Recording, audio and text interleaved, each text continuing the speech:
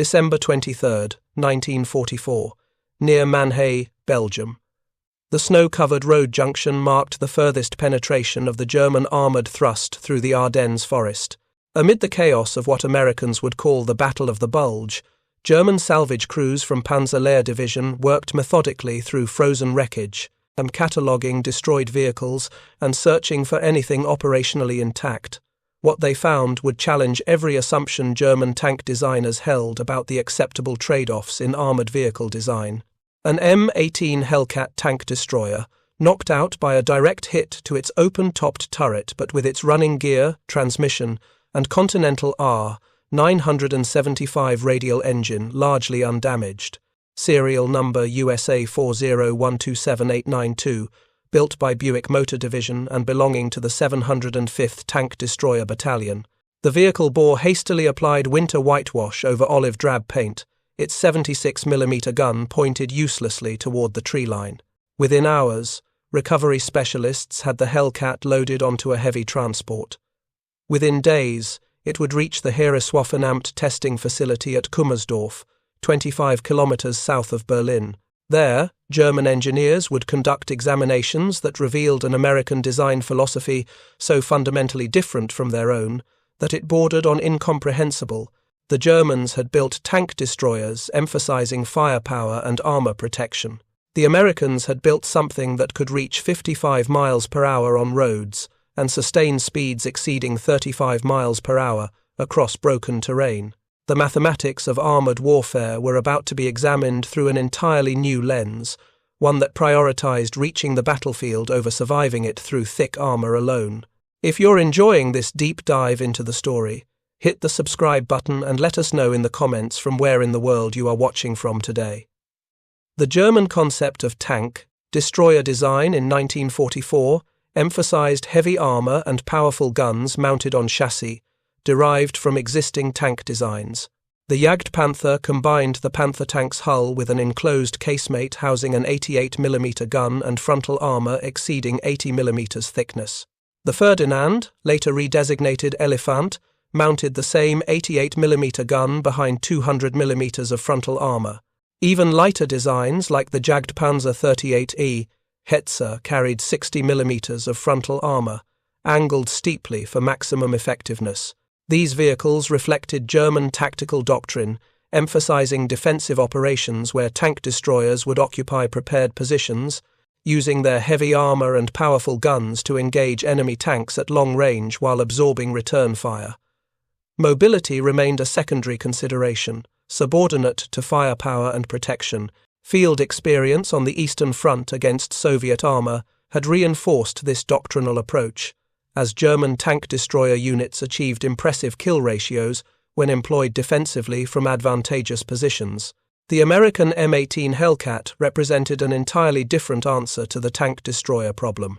The design began in 1942 when the Ordnance Department issued specifications for a fast tank destroyer, emphasizing maximum speed and agility over armor protection. The resulting vehicle mounted a 76mm gun in an open-topped turret on a chassis weighing just under 20 tons, less than half the weight of comparable German designs. Maximum armor thickness measured only 1 inch, providing protection against small arms fire and shell fragments, but nothing heavier. The power-to-weight ratio exceeded anything in the American or German armored vehicle inventory. The Continental R975 radial engine, the same reliable power plant used in the M4 Sherman, produced 400 horsepower. In the Hellcat's lightweight chassis, this translated to roughly 20 horsepower per ton, double the ratio of German medium tanks and approaching the power-to-weight characteristics of reconnaissance vehicles rather than combat armor. Buick Motor Division, selected as prime contractor, brought decades of automotive engineering experience to the project. The company had been manufacturing automobiles since 1903 and understood how to create durable mechanical systems that ordinary mechanics could maintain under field conditions.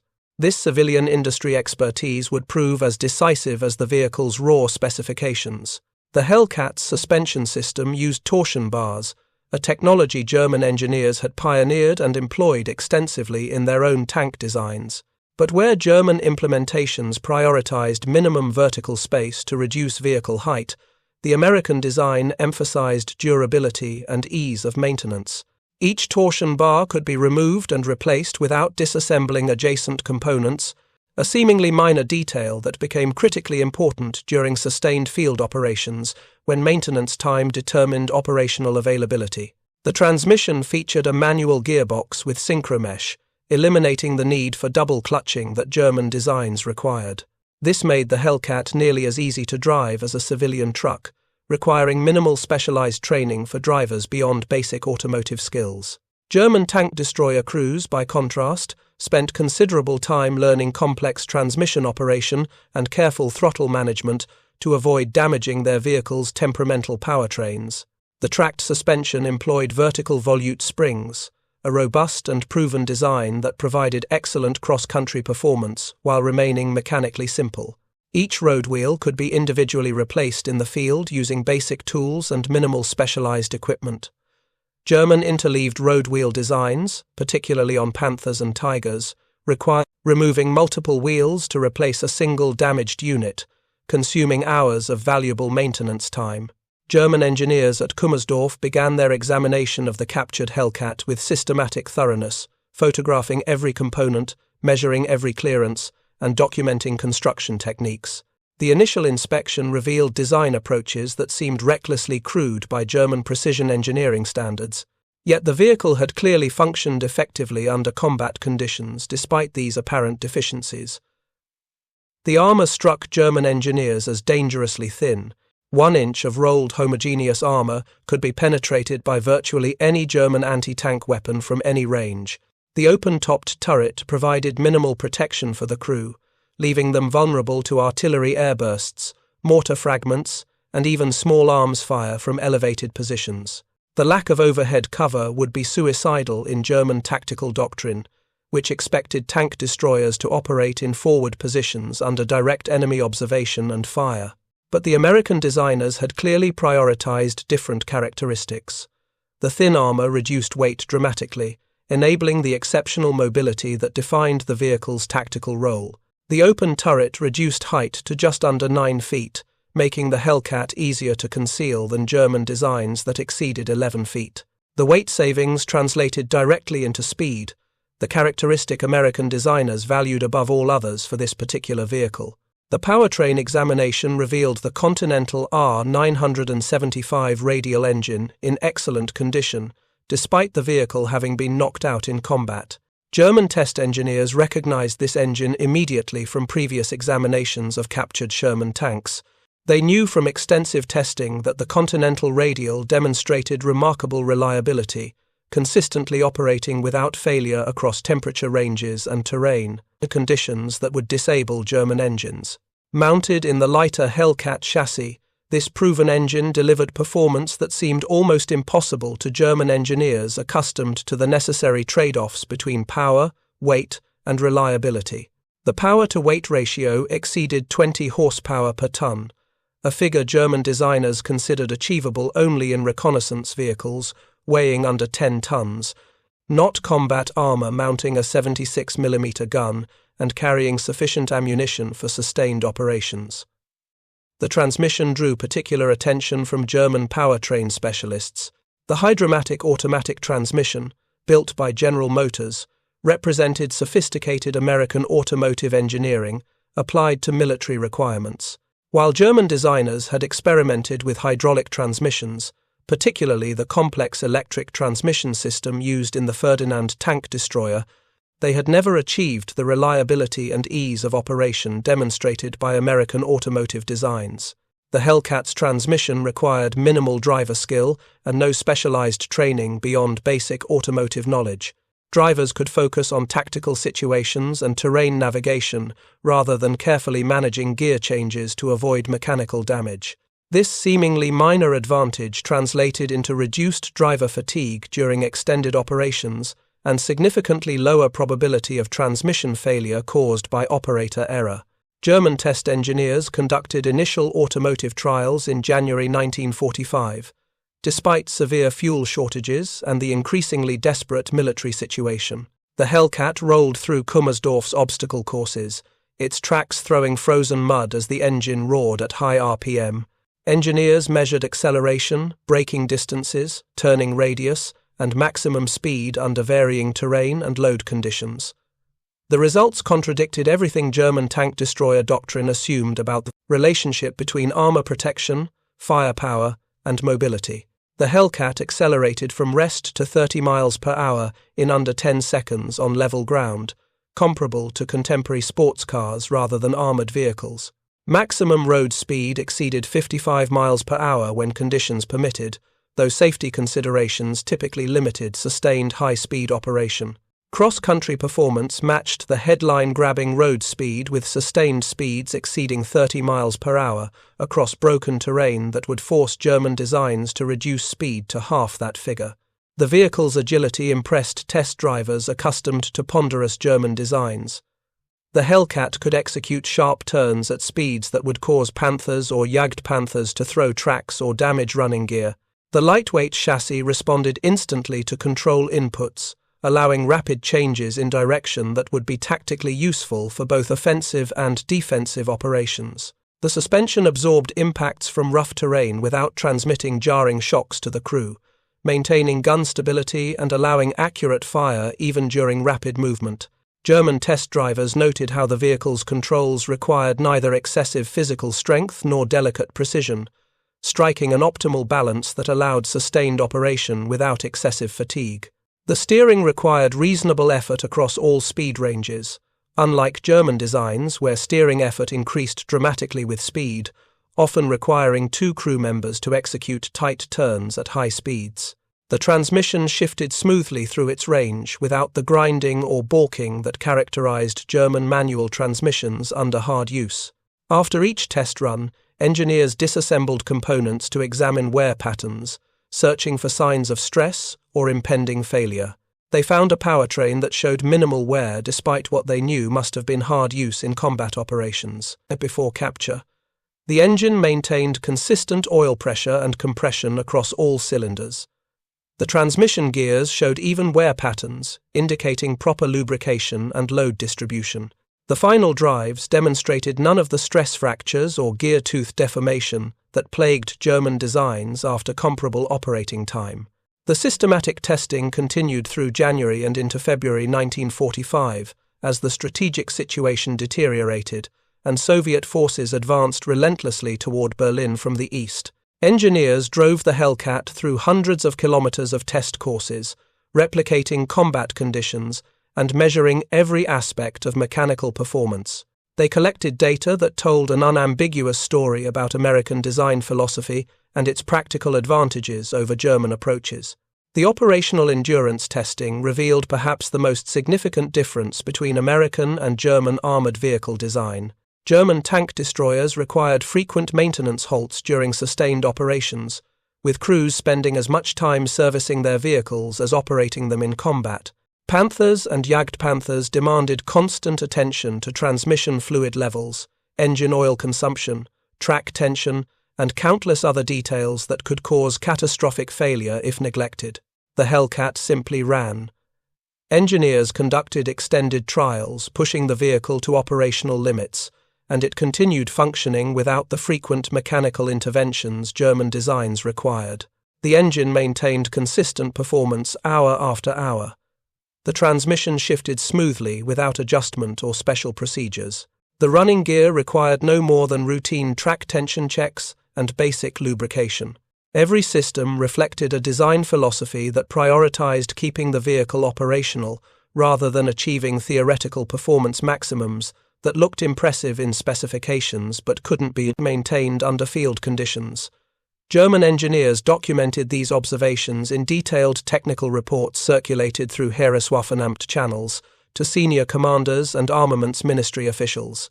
The reports noted the Hellcat's remarkable automotive excellence, acknowledging American engineering maturity in areas where German designs struggled despite theoretical knowledge and scientific expertise. The thin armor and open-topped turret received extensive commentary, with German engineers unable to reconcile such vulnerabilities with their tactical doctrine. But the reports acknowledged that American doctrine clearly emphasized different tactical approaches. Rather than occupying static defensive positions and absorbing enemy fire while delivering counterfire, American tank destroyer doctrine emphasized offensive action, rapid positioning, ambush tactics, and immediate withdrawal after engagement. The Hellcats' exceptional speed enabled this tactical approach by allowing crews to reach advantageous firing positions quickly, engage enemy armor from flanking angles where even thin-gunned weapons could achieve penetration, then withdraw before enemy forces could respond effectively. This represented a fundamentally different answer to the tank destroyer problem. German designs accepted reduced mobility to gain armor protection and heavier guns, creating vehicles optimized for defensive operations from prepared positions. American designs accepted minimal armor protection to maximize mobility, creating vehicles optimized for offensive action and maneuver warfare. Neither approach was inherently superior in absolute terms. Each reflected broader tactical doctrine, industrial capabilities, and strategic circumstances. But by early 1945, the strategic situation increasingly favored American doctrine. German forces conducted fighting withdrawals across multiple fronts, rarely able to prepare defensive positions or occupy them long enough to exploit the advantages their heavy tank destroyers provided. American forces conducted aggressive offensive operations, exactly the circumstances where the Hellcats' exceptional mobility provided maximum tactical advantage. The speed differential between the Hellcat and German armored vehicles exceeded anything previously encountered. German reconnaissance vehicles might approach Hellcat speeds on roads under ideal conditions, but carried minimal armament and no armor protection. German medium tanks like the Panther achieved maximum road speeds around 30 miles per hour, but rarely sustained such speeds due to mechanical limitations and crew safety concerns. Heavy tank destroyers like the Jagdpanther were substantially slower still, with maximum speeds around 25 miles per hour on roads and far less across country. The Hellcat could outrun any German armored vehicle in operational service, while mounting a gun capable of penetrating most German armor at combat ranges. This combination created tactical scenarios German commanders found extremely difficult to counter. If Hellcats chose to engage, their speed allowed them to dictate terms, selecting advantageous firing positions and engagement ranges. If German forces attempted to pursue or trap Hellcat units, the American vehicles could simply drive away faster than any German vehicle could follow. Field reports from German units that had encountered M18s in combat corroborated what Kummersdorf testing revealed. Commanders noted the extreme difficulty of engaging these vehicles effectively because they appeared, fired, and withdrew faster than German units could respond. The Hellcat's speed transformed tank destroyer operations from static defensive actions into mobile offensive strikes, more resembling cavalry raids than traditional anti-tank defense. Intelligence reports documented American tank destroyer doctrine emphasizing the principle of shoot and scoot, engaging enemy armor from concealment or flanking positions, firing several rounds rapidly, then immediately withdrawing to alternate positions before enemy forces could locate and return effective fire. The Hellcat's speed made this doctrine practically effective, where slower vehicles would have been caught and destroyed during withdrawal. German tactical responses to Hellcat encounters focused on preventing engagement rather than fighting directly. Commands emphasized maintaining dispersed formations that prevented Hellcats from achieving flanking shots against multiple vehicles. Infantry screens received orders to engage Hellcat crews with small arms fire, exploiting the open-topped turret's vulnerability. Artillery was directed to saturate areas where Hellcats were suspected of operating, hoping to catch the thinly armored vehicles with air-bursting shells or fragments. These countermeasures achieved limited success because they all required knowing where Hellcats were operating and responding faster than the vehicles could reposition. The exceptional speed that defined the M18's design defeated most German countermeasures by allowing American crews to avoid situations where German advantages in armor protection or firepower could be brought to bear effectively. Additional technical analysis at Kummersdorf focused on the Hellcat's 76mm M1A2 gun, the same weapon mounted in late-model Sherman tanks. German engineers had extensively tested this gun through previous examinations of captured Shermans and understood its capabilities thoroughly. The weapon could penetrate roughly 4 inches of armor at 1,000 yards, using standard M62 armor-piercing ammunition, sufficient to defeat the side armor of Panthers and Tigers and the frontal armor of most German medium tanks. The gun's performance did not match the German 88mm weapons mounted in Jagdpanthers and Ferdinands, which could penetrate substantially thicker armor at longer ranges. But American doctrine clearly emphasized achieving kills through superior positioning and mobility rather than superior firepower. The 76mm gun provided adequate penetration when fired from flanking positions at reasonable combat ranges, exactly the tactical situations Hellcat speed enabled crews to achieve. The turret traverse mechanism drew particular interest from German engineers examining the vehicle's fire control systems. The Hellcat's turret rotated manually through a gear system that allowed rapid traverse with moderate physical effort from the gunner. Complete 360-degree rotation required approximately 15 seconds of vigorous cranking, faster than most German tank destroyer designs with their limited traverse casemate mounts. This traverse rate proved tactically significant because it allowed Hellcat crews to engage multiple targets rapidly or respond quickly to threats from unexpected directions. The open-topped turret, while providing minimal overhead protection, allowed excellent crew visibility and situational awareness. Commander and gunner could observe the battlefield without peering through narrow vision slits or periscopes that restricted fields of view and depth perception. If you find this story engaging, please take a moment to subscribe and enable notifications. It helps us continue producing in-depth content like this. The fire control system included no sophisticated stabilization or ranging equipment beyond basic optical sights. German engineers noted the absence of advanced fire control technology they had developed for their own vehicles, systems that calculated range, target motion, and ballistic correction automatically. The Hellcat relied on crew skill and training to achieve accurate fire, accepting manual fire control as adequate given American tactical doctrine emphasizing close-range ambush engagements rather than long-range dueling. This represented another fundamental philosophical difference between German and American design approaches. German engineers pursued technological solutions to combat problems, developing sophisticated equipment that theoretically improved performance, but added complexity, weight, and maintenance requirements. American engineers emphasized crew training and tactical doctrine, accepting simpler equipment that ordinary soldiers could operate reliably under combat stress without specialized technical knowledge. Neither approach was absolutely superior in all circumstances. German sophisticated fire control systems provided genuine advantages during long-range engagements from static positions, exactly the tactical scenarios German doctrine emphasized. American simpler systems proved more reliable and required less maintenance, significant advantages during sustained mobile operations, where sophisticated equipment often failed or required specialist attention that field conditions prevented. By February 1945, German engineers at Kummersdorf had accumulated sufficient data to produce comprehensive internal reports comparing the Hellcat against German tank destroyer designs. These documents, intended for senior Heereswaffenamt officials and armaments ministry personnel, painted a sobering picture of divergent design philosophies and their practical implications under current combat conditions. The reports acknowledged that the Hellcat represented sound engineering for its intended tactical role, despite characteristics that would be suicidal if employed according to German doctrine. The minimal armor protection and open turret made the vehicle unsuitable for static defensive positions under direct enemy observation, but enabled the exceptional mobility that defined its tactical utility. The lightweight chassis and powerful engine created a vehicle that could execute maneuver warfare effectively, exactly what American offensive doctrine required.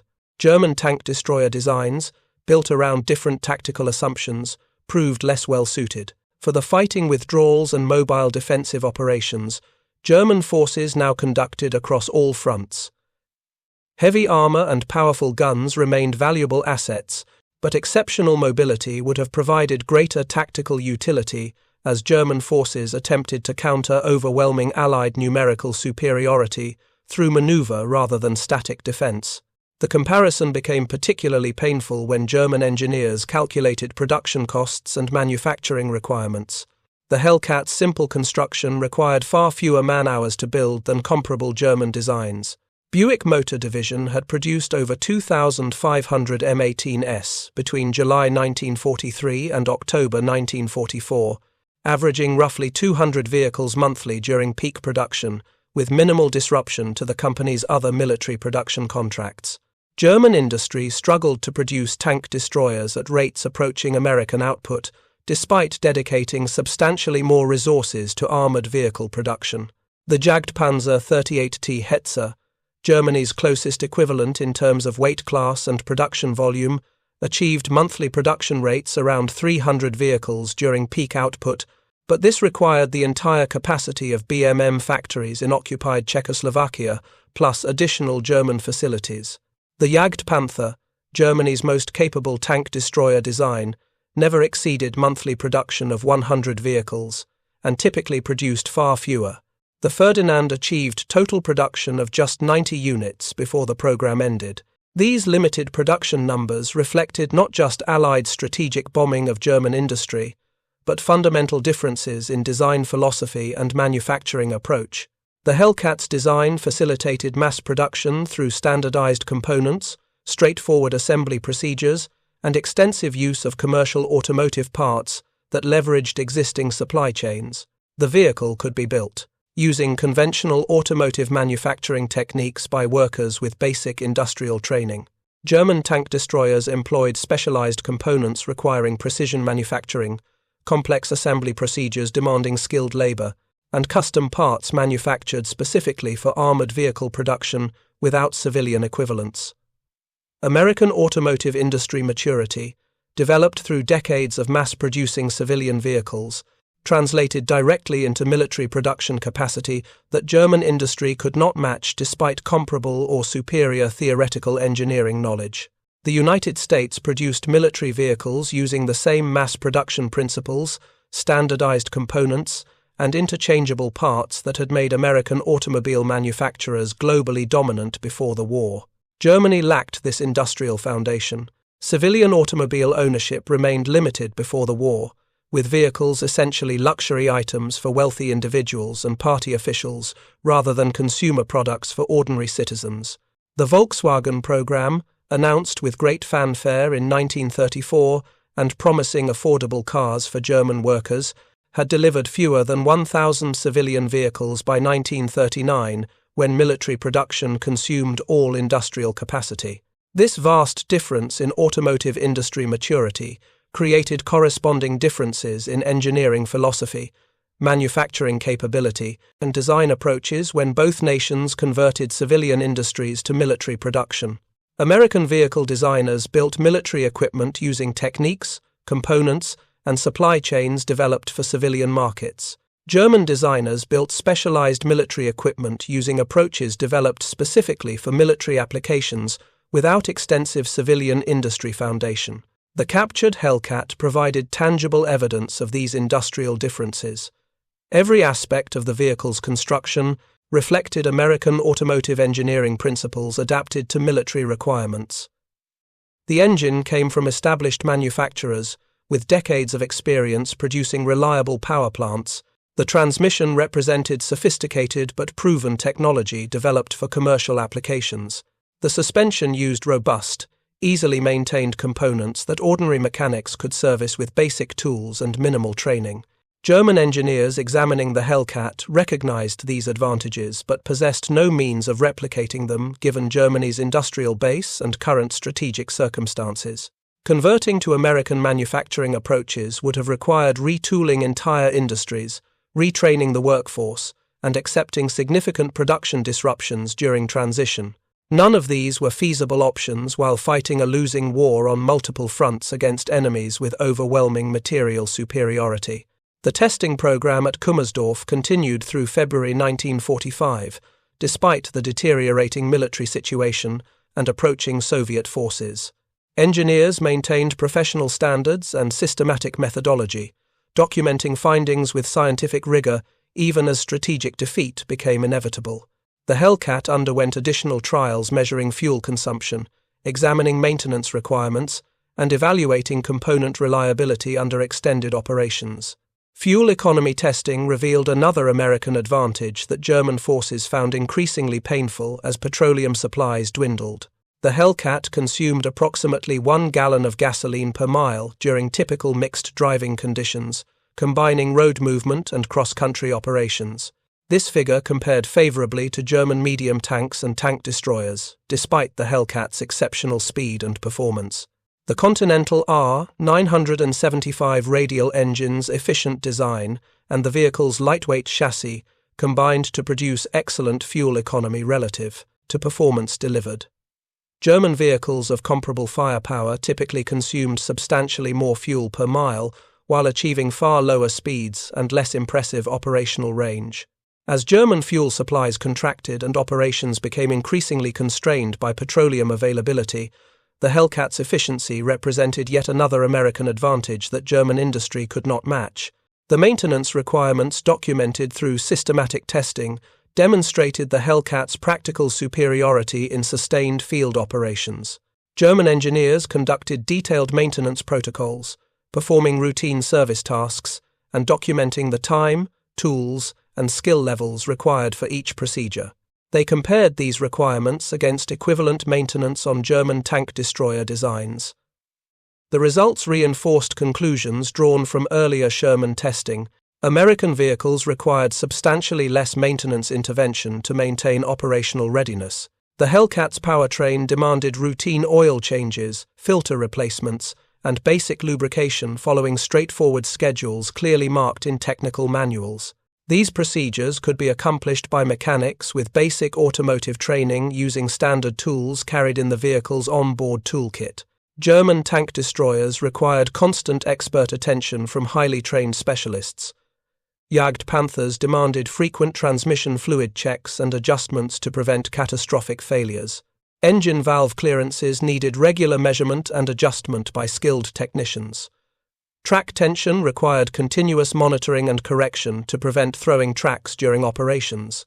Final drives, perpetually problematic across all German armoured vehicle types, demanded inspection and maintenance procedures that consumed hours of valuable time. The cumulative effect of these maintenance differences determined operational availability, the percentage of vehicles actually capable of combat operations on any given day. German tank destroyer units rarely achieved operational readiness exceeding 60%, with many units reporting substantially lower figures. Mechanical breakdowns eliminated more vehicles from service than enemy action in most German armoured formations by late 1944. American tank destroyer battalions equipped with M18s maintained operational availability typically exceeding 85%, even during sustained combat operations under difficult field conditions. This dramatic difference in availability translated directly into tactical effectiveness. A battalion with 85% of its vehicles operational could execute missions that a battalion with 50% availability simply could not attempt.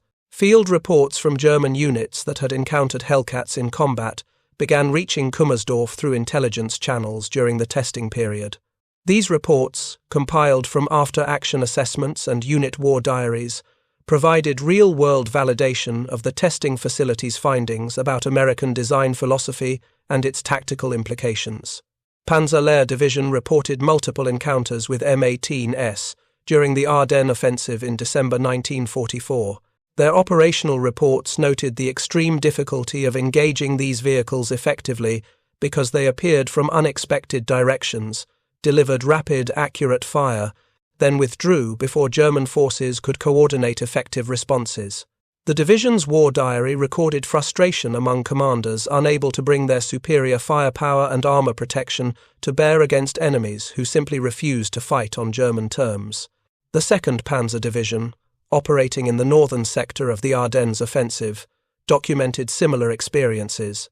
Their intelligence officer noted that Hellcat units demonstrated exceptional tactical flexibility, repositioning rapidly to exploit gaps in German formations and engaging rear area units that expected to operate beyond direct enemy contact.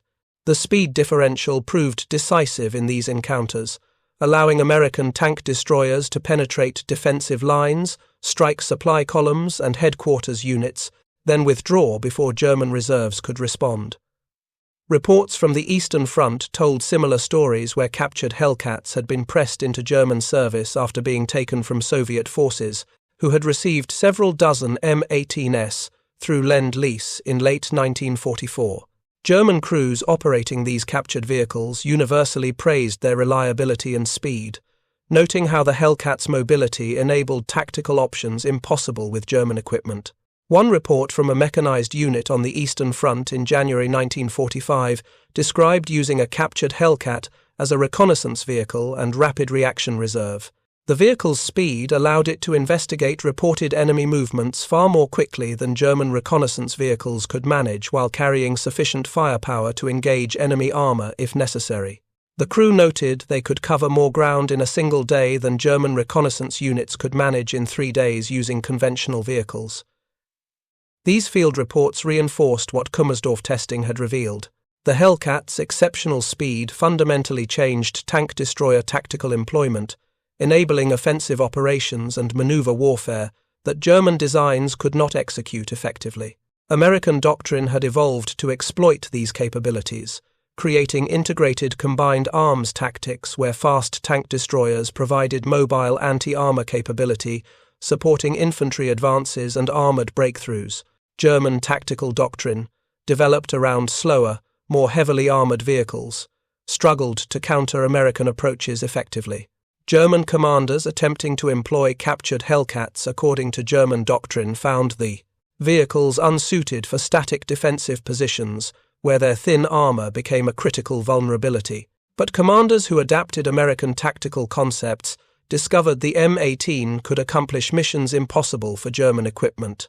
The psychological impact on German crews who experienced the Hellcats' performance firsthand paralleled earlier revelations about Sherman reliability and Mustang capabilities. German soldiers had entered the war confident in their equipment's superiority and their tactical doctrine's effectiveness. By 1945, accumulated combat experience and direct exposure to captured American equipment had systematically demolished that confidence. German tank destroyer crews understood they operated vehicles designed for tactical circumstances that no longer existed.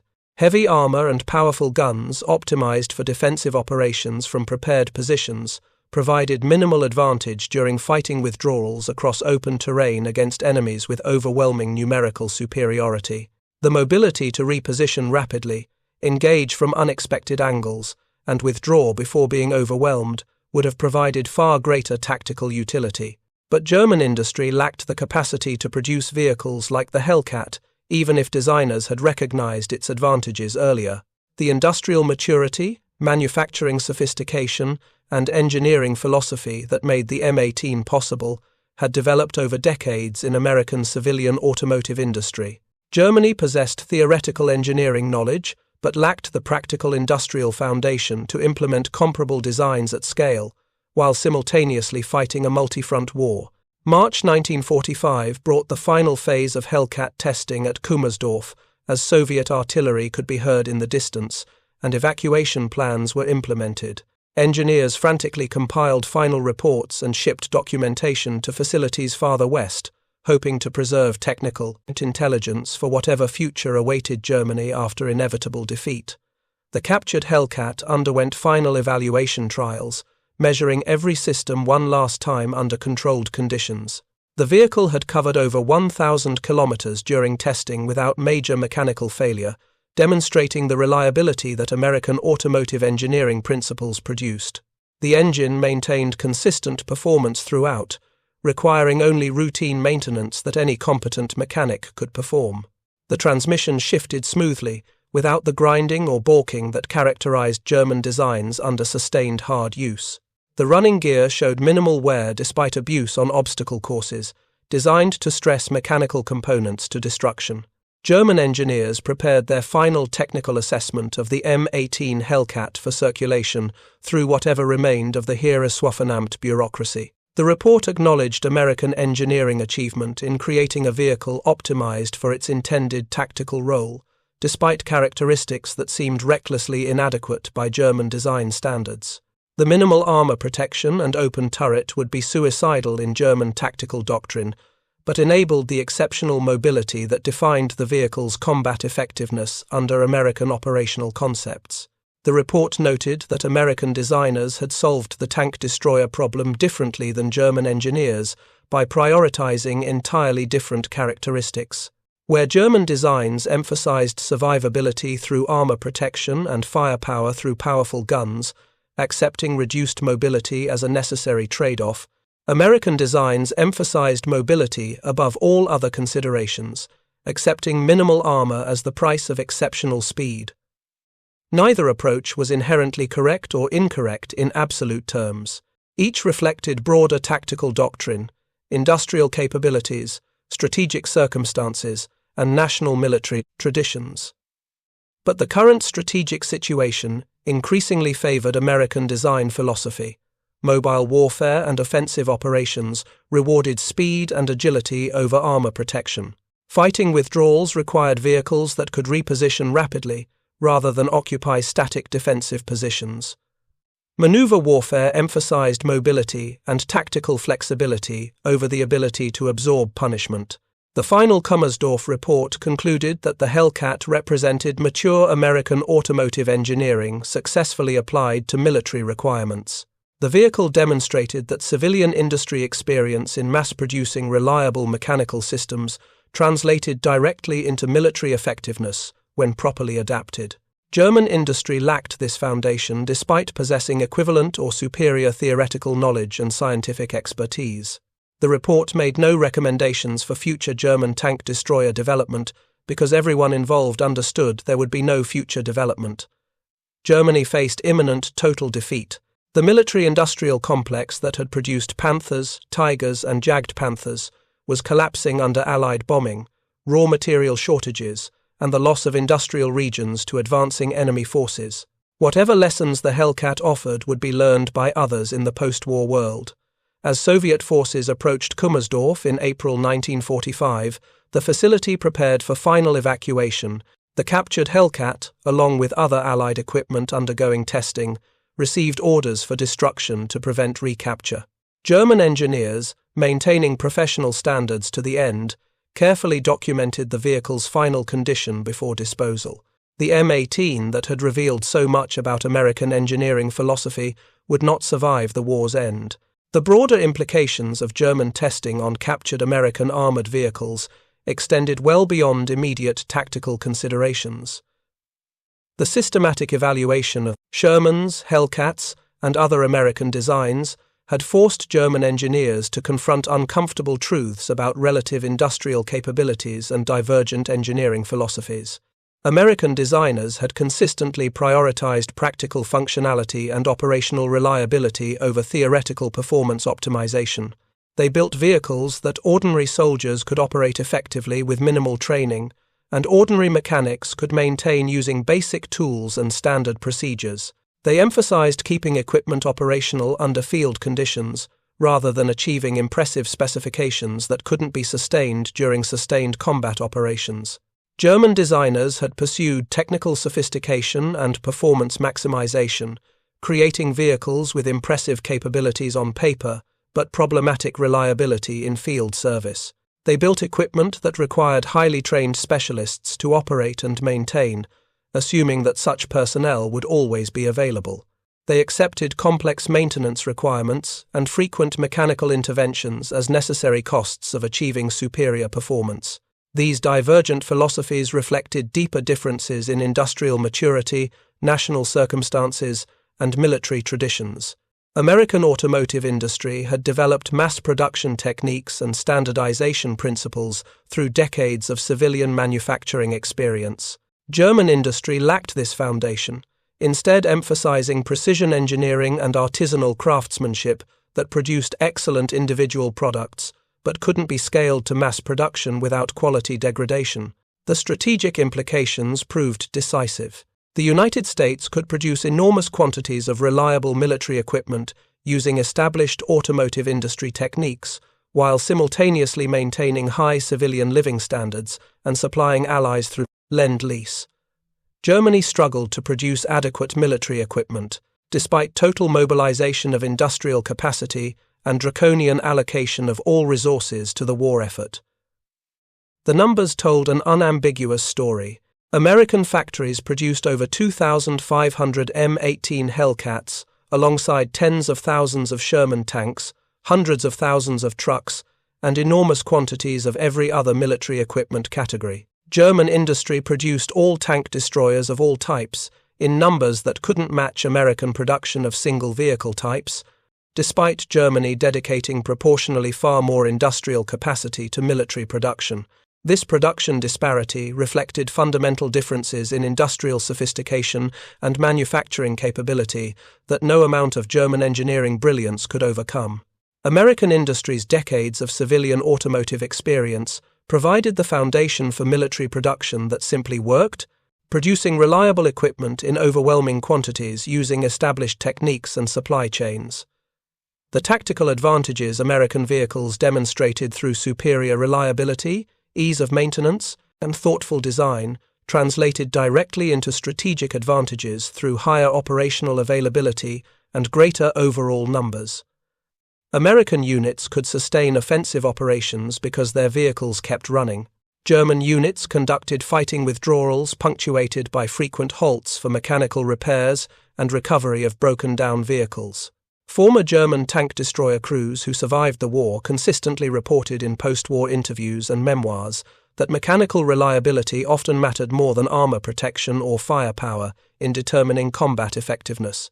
A vehicle that reached the battlefield and functioned when needed provided infinitely more military value than a theoretically superior vehicle that broke down before engaging the enemy or required constant maintenance that prevented sustained operations. The Hellcat exemplified this principle through its design, philosophy, and operational record. The vehicle sacrificed armor protection that German doctrine considered essential, but delivered mobility and reliability that proved tactically decisive under actual combat conditions. American crews could execute missions requiring sustained high-speed movement across long distances, exactly the operational profile that best exploited American numerical superiority and industrial advantages. German tank destroyers, built around different assumptions, proved poorly suited for the strategic circumstances Germany faced by late 1944. Static defensive positions where heavy armor and powerful guns provided maximum advantage rarely lasted long enough to justify the mobility sacrifices these characteristics required. Mobile defensive operations rewarded the ability to reposition rapidly and engage from unexpected angles, exactly what the Hellcat's speed enabled. The evolution of American tank destroyer doctrine during the war reflected practical adaptation to combat realities, rather than rigid adherence to pre-war theories. Initial concepts had emphasized defensive employment, with tank destroyer battalions held in reserve to counter enemy armored breakthroughs. Combat experience revealed that offensive employment, using superior mobility to achieve flanking positions and conduct aggressive strikes against enemy armor, proved far more effective. The M18's exceptional speed enabled this doctrinal evolution. Earlier American tank destroyers, built on modified tank chassis with heavier armor and greater weight, lacked the mobility to execute truly aggressive offensive operations. The Hellcat's lightweight design and powerful engine created a vehicle that could implement new tactical concepts effectively, demonstrating how equipment capabilities influenced doctrinal development. German doctrine, by contrast, remained relatively static throughout the war despite changing strategic circumstances. Tank destroyers continued being employed primarily in defensive roles, even when mobile operations would have provided greater tactical utility. This doctrinal inflexibility partly reflected the limitations of German equipment, which simply couldn't execute certain tactical concepts effectively, but also represented institutional resistance to adapting established concepts, even when combat experience suggested alternative approaches might prove more effective. The comparison between American and German approaches to the tank destroyer problem illustrated broader patterns in military innovation and adaptation. American forces demonstrated greater willingness to modify doctrine based on combat experience, accepting that pre-war theories might prove incorrect and new approaches might work better. This flexibility, combined with industrial capacity to produce equipment supporting new concepts, enabled continuous improvement throughout the war. German forces, despite individual tactical excellence and innovative local commanders, demonstrated less institutional flexibility in adapting doctrine and equipment to changing circumstances. This rigidity partly reflected Germany's deteriorating strategic position, which limited options and made fundamental changes increasingly difficult. But it also revealed organizational culture that valued established expertise and theoretical knowledge over practical experimentation and adaptation. The post-war influence of German Hellcat testing extended into Cold War armored vehicle development as Western and Soviet designers studied wartime lessons. The recognition that mobility and reliability often proved more valuable than maximum armor protection influenced numerous post-war designs that emphasized speed and operational flexibility over absolute survivability through thick armor. The West German Bundeswehr, formed in the 1950s, developed armored vehicle doctrine, explicitly rejecting the heavy armor philosophy that had characterized Wehrmacht tank development. The German Jagdpanthers tank destroyer, entering service in 1966, mounted a 90mm gun on a chassis weighing just under 26 tons with maximum armor of only 50mm. The design clearly reflected lessons learned from American Hellcat testing, prioritizing mobility and low silhouette over armor protection. The philosophy persisted into main battle tank development. The Leopard 1, designed in the late 1950s and entering service in 1965, emphasized mobility, reliability, and firepower over armor protection. The design featured excellent power-to-weight ratio, straightforward maintenance requirements, and standardized components enabling rapid field repairs.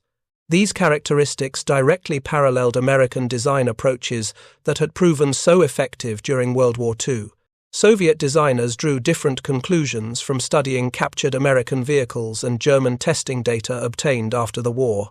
Soviet armored vehicle development continued emphasizing heavy armor and powerful guns, but incorporated American lessons about reliability and ease of maintenance. Soviet tanks featured robust, simple mechanical systems that conscript crews could operate and maintain with minimal training, combining German firepower emphasis with American reliability priorities. The broader historical significance of the captured Hellcat testing at Kummersdorf extends beyond military technology to illustrate fundamental principles about industrial competition and national capabilities. Germany entered World War II with significant advantages in military technology, tactical doctrine, and combat experience. The Wehrmacht possessed sophisticated equipment and well-trained personnel executing proven tactical concepts. But Germany lacked the industrial depth and manufacturing sophistication to maintain these advantages through sustained total war against enemies with superior resources and more mature industrial bases. Theoretical knowledge and scientific expertise proved insufficient substitutes for decades of practical industrial experience in mass-producing reliable mechanical systems. The United States entered the war with equipment that often seemed technically inferior to German counterparts in direct comparisons. American tanks mounted weaker guns and carried thinner armor than German heavy tanks. American aircraft initially lacked the performance of late-model German fighters, but American equipment worked reliably, could be produced in overwhelming quantities, and could be maintained by ordinary soldiers with basic training. This combination of reliability, producibility, and maintainability proved strategically decisive. American industrial capacity, developed through decades of civilian manufacturing experience and applied systematically to military production, simply overwhelmed German capabilities despite German technical sophistication. The mathematics were brutal and unforgiving. American factories produced more equipment, that equipment functioned more reliably, and American logistics kept it supplied and operational. The Hellcat represented one manifestation of these broader American advantages. The vehicle wasn't technically sophisticated by German engineering standards. It featured straightforward mechanical systems, minimal armor, and conventional components, but it worked exceptionally well for its intended purpose, could be produced efficiently in large quantities, and could be maintained easily under field conditions. These practical advantages proved far more valuable than German technical sophistication that produced impressive individual vehicles in inadequate numbers with problematic reliability. The story of German engineers testing the captured Hellcat and confronting uncomfortable truths about American capabilities parallels countless similar revelations throughout the war. German forces repeatedly discovered that American equipment, initially dismissed as crude mass-produced material, actually functioned better under sustained field conditions than sophisticated German designs. This pattern repeated across virtually every equipment category, from tanks to aircraft to trucks to radios. Each revelation forced German technical personnel to acknowledge that American industrial maturity and engineering philosophy, emphasizing practical functionality over theoretical optimization, produced militarily superior results despite seeming technically inferior in direct comparisons. German precision engineering and scientific expertise couldn't overcome American automotive industry experience and manufacturing sophistication. The final months of the war saw these lessons repeated with increasing frequency and urgency as Germany's strategic position collapsed. But understanding the problem and solving it were fundamentally different challenges. German industry lacked the capacity to adopt American manufacturing approaches while simultaneously fighting a losing war on multiple fronts. The time when such adaptations might have changed strategic outcomes had passed by mid-1943, if it had ever existed at all. The captured Hellcat, tested at Kummersdorf, told its story through mechanical reliability and operational performance that German designs couldn't match. Every kilometer it traveled without mechanical failure was evidence that American engineering philosophy, prioritizing practical functionality over impressive specifications, produced tactically and strategically superior results. Every test, demonstrating exceptional speed and agility, proved that innovative design accepting calculated risks could achieve capabilities impossible through conventional approaches. The vehicle itself was unremarkable in many ways, just one of thousands produced. What it represented was devastating to German confidence and military effectiveness. Here was tangible proof that American industrial capability exceeded German capacity despite years of propaganda claiming American technical inferiority. Here was evidence that civilian automotive industry maturity translated directly into military advantages that sophisticated engineering knowledge alone couldn't replicate. The mathematics of armored warfare, examined through the lens of the M18 Hellcat's 55-mile-per-hour top speed and exceptional cross-country mobility, revealed uncomfortable truths about the relationship between equipment characteristics and tactical effectiveness. Speed and reliability often mattered more than armor protection and maximum firepower. Operational availability determined whether units could execute assigned missions. Industrial capacity to produce adequate equipment in overwhelming quantities proved more valuable than technical sophistication, producing small numbers of theoretically superior vehicles. German engineers at Kummersdorf understood these principles by early 1945 through systematic testing and rigorous analysis. They documented their findings in detailed technical reports. They reached correct conclusions about American advantages and German limitations. But understanding came too late and existed within a military-industrial system that lacked the capacity to implement necessary changes, even if time had permitted. The Hellcat, that single tank destroyer captured in the Ardennes and tested exhaustively through the final months of the war, represented the entire story of American industrial superiority expressed through armored vehicle design. Every test demonstrated American engineering maturity. Every comparison with German designs highlighted divergent philosophies and their practical implications. Every kilometer driven without mechanical failure was proof that Germany had already lost the industrial war even as fighting continued.